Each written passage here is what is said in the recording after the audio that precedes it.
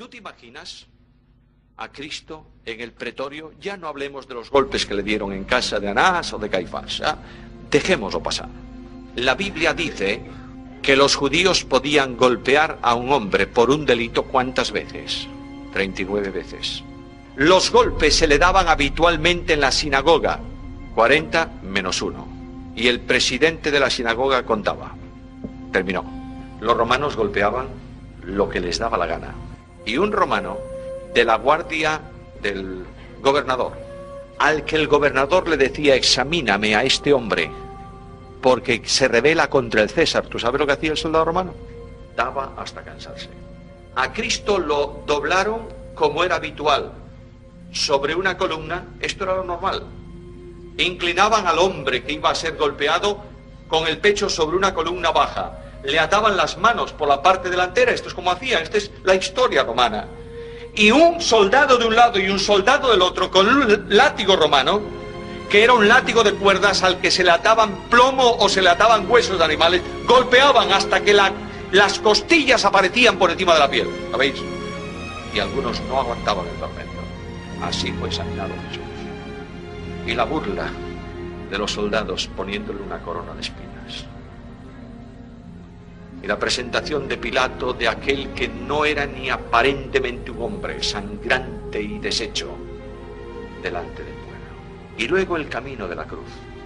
Y luego el momento de la crucifixión. Los romanos habían descubierto un tormento impresionante, porque duraba muchas horas, ¿sabéis? El reo era acostado sobre el madero y no se le clavaba por aquí. Un clavo aquí puede rasgar toda una mano. El clavo se metía por aquí, entre estos dos huesos, de manera que no se desgarraba, ¿entendéis? De ahí que diga también la Biblia, no se quebró ningún hueso. Y esos especialistas hincaban el hierro y cortaban el nervio de la mano. Y el dolor era impresionante. Y luego pasaba el tiempo. Y como el cuerpo no estaba estirado, sino que el soporte de donde estaban clavados los pies era de menor longitud que la altura del cuerpo, el reo quedaba colgado normalmente de los brazos y los músculos del pecho se contraían, sufrían espasmos y no podía respirar. De modo que para respirar tenía que levantarse con los pies. Y así morían muchos asfixiados. Y finalmente, para que muriesen asfixiados de verdad, ¿sabéis lo que hacían con ellos? Le rompían las piernas.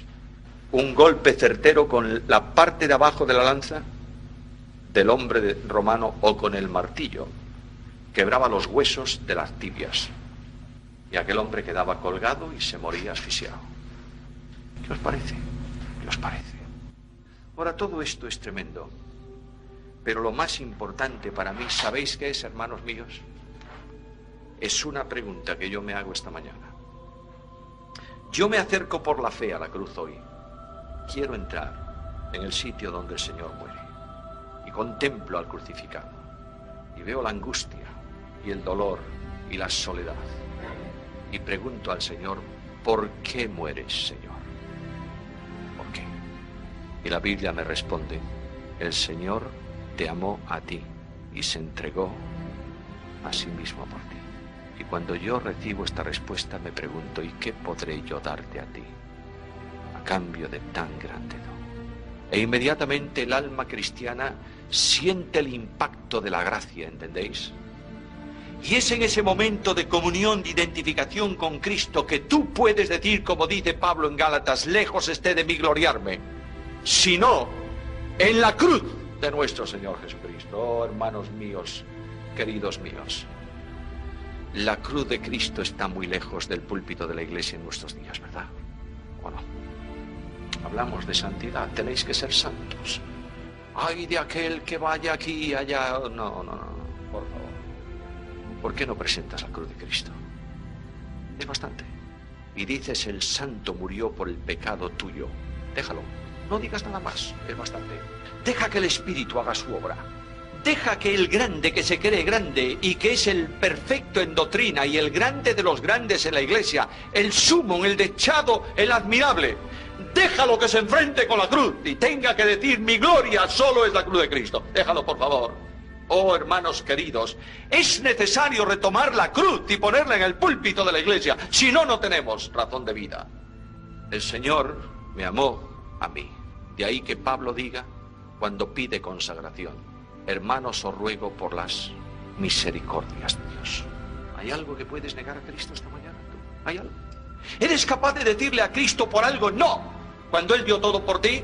Si lo haces, eres un ingrato y no has captado el amor de Jesús. Nada más impresionante que el amor de Cristo.